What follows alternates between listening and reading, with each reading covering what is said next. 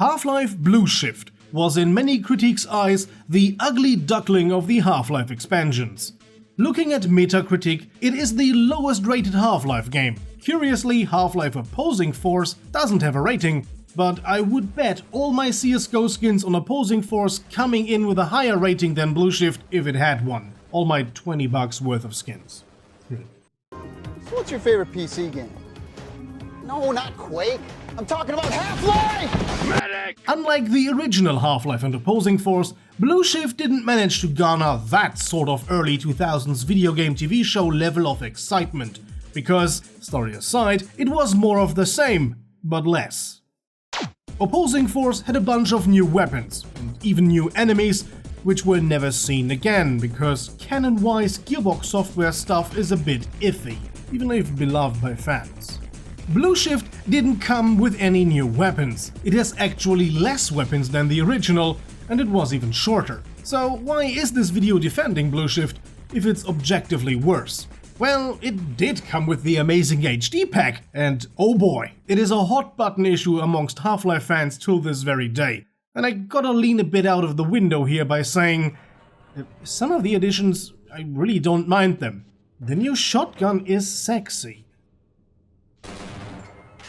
But the Beretta, yeah, as we Germans say, die ist scheiße. Well, one can't argue with the points listed before. The game isn't as big content-wise. But what I can tell you is that the game is interesting from a Half-Life fan, story, and video game history perspective.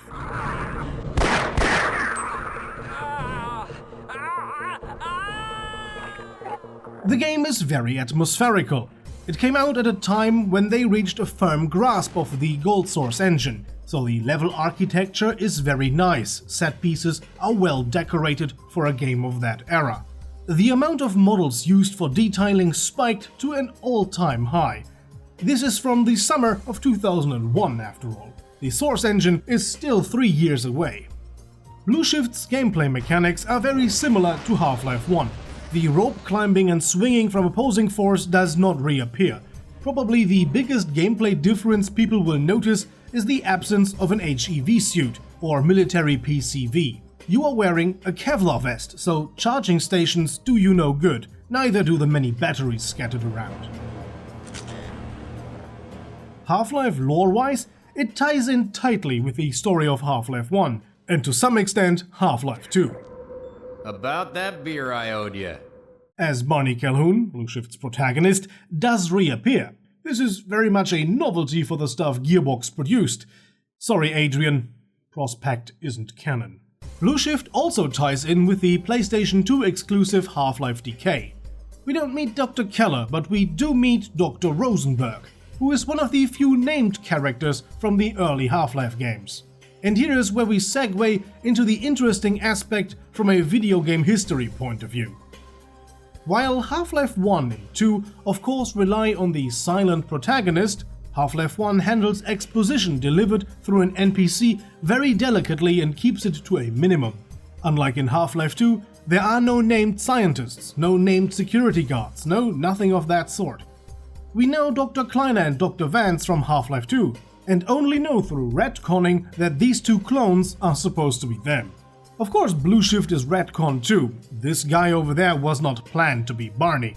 But well, now he is. Facility personnel. Haha, you're just an The afterthought. time is Retcon! 8:40.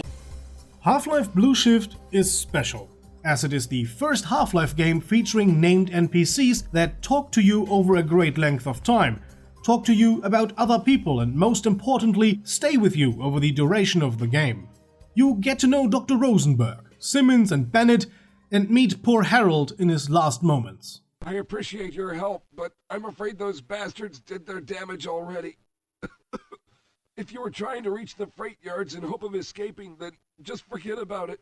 Unlike previous Half-Life games, you have extensive segments of downtime, where you and your companion explore an old abandoned part of Black Mesa to find some prototype laboratory. These areas have a lovely design, they look so much older than the rest of Black Mesa, and yeah, this is nerd stuff, but I love it.